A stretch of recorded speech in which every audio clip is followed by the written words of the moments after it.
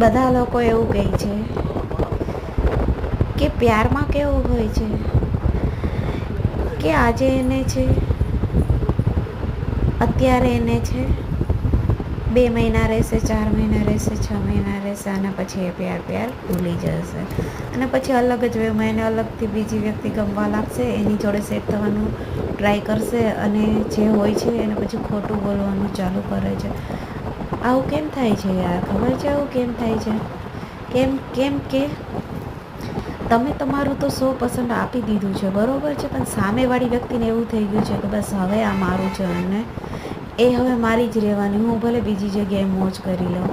પણ છે ને હકીકતમાં બહુ જ ખોટું છે. જ્યારે એકબીજાને ખબર પડે છે ને ત્યારે સામેવાળું ઇન્સાન સાવ તૂટી જાય છે અને ડિપ્રેશનનો શિકાર બની જાય છે. તો પ્લીઝ દોસ્તો કોઈ પણ લોકો ડિપ્રેશનમાં ના જાઓ અને સમજી વિચારી અને જીવન જીવો, ટાઈમ આપો થોડો ખુદને.